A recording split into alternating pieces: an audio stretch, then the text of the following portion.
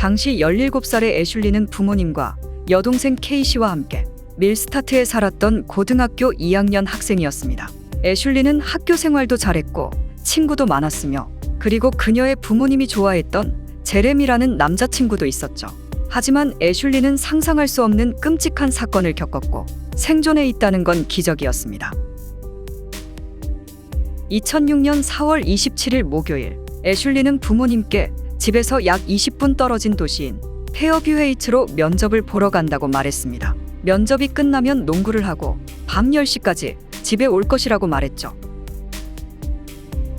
애슐리는 갈아입을 옷을 싸서 남자친구에게 차를 빌려 타고 면접을 위해 떠났습니다.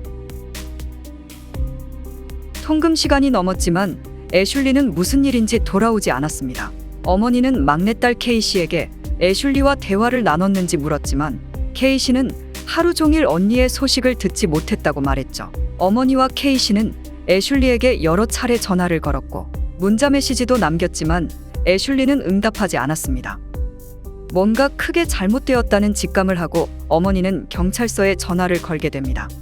처음에 경찰관들은 애슐리가 시간 가는 줄 모르고 놀고 있을 것이라고 확신했습니다. 어쨌든 조사는 시작되었고 조사 8시간 후 경찰은 애슐리의 집에서 15분 거리에 있는 레이더맨 공원에서 버려진 남자친구의 차를 발견하게 됩니다. 경찰은 차 안에서 애슐리의 가방을 발견했는데 그 가방에는 그녀가 농구하고 갔더라면 입었을 옷이 들어 있었죠. 경찰은 이것이 반항적인 10대들의 전형적인 사례가 아니라는 것을 재빨리 깨달았습니다. 그렇게 애슐리는 실종자로 조사됐으며 시간이 핵심이었습니다. 제레미가 애슐리의 남자친구이고 애슐리가 몰던 차가 그의 차였기 때문에 경찰은 제레미를 신문하기 위해 데려왔지만 애슐리의 실종과는 연루되지 않았다는 것을 곧 깨달았습니다. 남자친구는 경찰에게 애슐리가 면접을 보고 농구를 하려고 차를 빌렸다고 말했죠. 경찰은 애슐리가 왜 집에서 멀리 떨어진 공원으로 농구를 하러 갔는지 의문이었습니다. 경찰이 애슐리를 찾는 동안 어머니는 통신사에 전화를 걸었습니다. 애슐리는 겨우 17살이었기 때문에 애슐리의 전화기는 어머니 명의였습니다. 그리고 어머니는 애슐리의 모든 전화 기록을 살펴보았습니다. 기록을 살펴보던 중 특정 번호에서 여러 통의 전화가 걸려왔다는 것을 알게 되었습니다. 어머니는 그 전화번호로 전화를 걸었고 26살의 샘슨과 연결되었습니다. 어머니는 샘슨에게 애슐리를 보았는지 물었죠. 그는 못 봤다고 말했고 어머니는 왜 10대 딸과 대화하는지 묻기도 전에 그는 갑자기 전화를 끊었습니다.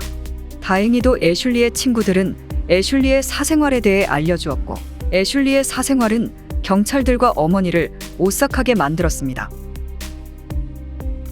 애슐리의 친구들에 따르면 애슐리는 나이 많은 남자와 연애하고 있었다고 말했죠.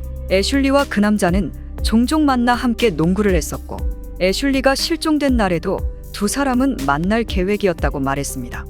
그 사람이 바로 샘슨이었죠. 샘슨은 인근 고등학교에서 운전 교육교사이자 체육 코치였습니다. 그는 또한 부업으로 프로레슬러였습니다. 샘슨의 여학생들 중 일부는 그를 귀여운 선생님이라고 불렀고 다른 일부 학생들은 그가 이상하고 약간 자신만만하다고 생각했습니다. 경찰은 애슐리가 7학년이었을 때 샘슨이 애슐리의 선생님이었다는 사실을 알게 됩니다. 두 사람은 애슐리가 실종되기 2달 전인 2006년 2월부터 연락을 했었습니다. 두 사람은 샘슨이 살았던 벨빌에서 종종 만났는데 그곳은 애슐리의 버려진 차량을 발견한 레이더맨 공원 근처였습니다. 애슐리의 실종 다음 날인 4월 28일 금요일, 경찰은 샘슨이 일하던 고등학교로 향했습니다. 그리고 샘슨의 조사가 시작되었죠. 처음에 샘슨은 침착하고 차분한 태도를 유지했었고 심지어 수사에 협조적이었습니다. 애슐리와의 관계에 대해 질문을 받았을 때 그는 그저 가끔 만나서 농구를 하는 단순한 친구 사이였을 뿐이라고 말했죠. 샘슨은 애슐리와의 관계가 철저히 플라토닉 관계라고 주장했지만 애슐리의 친구들은 그들의 관계가 본질적으로 로맨틱하고 성적인 관계라고 진술했습니다. 그러자 샘슨은 필사적으로 진술을 바꾸게 됩니다. 하지만 조사 몇 시간 후 그의 입에서 진실이 조금씩 나오기 시작합니다.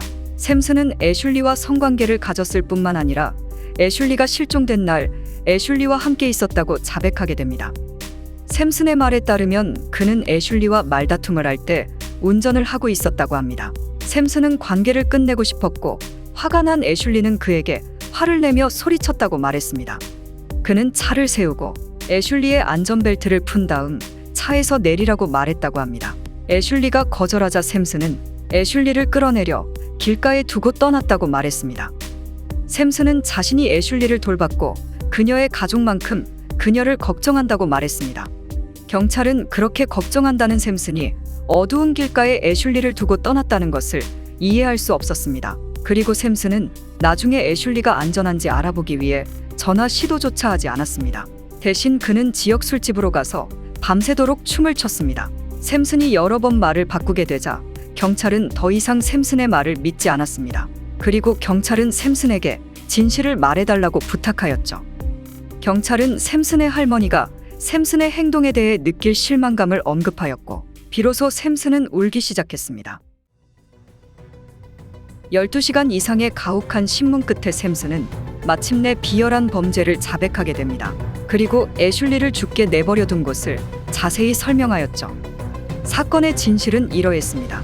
그들은 일종의 말다툼을 했고 애슐리가 차에서 내리지 않으려고 하자 샘슨은 차에서 애슐리의 목을 졸랐습니다. 그러곤 샘슨은 애슐리의 목을 부러뜨렸다는 것을 깨달았습니다. 겁에 질린 샘슨은 애슐리를 숲으로 끌고 갔고 그곳에서 다시 목을 졸랐습니다. 아직 애슐리가 숨을 쉬고 있다는 것을 알자 샘슨은 애슐리의 목에 벨트를 감고 벨트가 끊어질 때까지 힘껏 잡아당겼습니다. 벨트가 끊어진 후 샘슨은 애슐리를 숲 깊고 차가운 곳에 그대로 죽게 내버려 둔 것이었습니다. 그의 자백에 따라 애슐리의 집에서 12분 거리에 있는 시티즌 공원으로 경찰들을 안내하였죠. 그러나 밤새 비가 내렸고 공원에 도착하자 샘슨은 애슐리를 어디에 두었는지 정확한 위치를 기억할 수 없었습니다. 손전등으로 무장한 경찰들은 30분 동안 미친 듯이 숲속을 뒤지게 됩니다. 그리고 마침내 애슐리를 발견하게 됩니다. 경찰들은 애슐리를 제때 구하지 못했다는 죄책감에 빠져 있었습니다. 하지만 그 순간 애슐리의 손이 움직이기 시작했습니다. 애슐리는 30시간 넘게 그곳에 방치되어 있었지만 기적적으로 살아 있었던 것입니다. 애슐리는 지역 병원으로 이송되었고 혼수 상태에 빠졌습니다. 샘슨은 체포되어 1급 살인 미수 혐의로 기소되었죠. 체포된 샘슨은 자신의 개인 화장실을 요청하였습니다. 자신이 요로 스트레스 장애를 앓고 있으며 다른 사람들 앞에서 억지로 소변을 보게 된다면 비참할 것이라고 말했습니다. 당연히 그의 요청은 바로 거부되었습니다. 또한 샘슨은 자세한 자백에도 불구하고 무죄를 주장했고 애슐리에게 사과도 하지 않았습니다.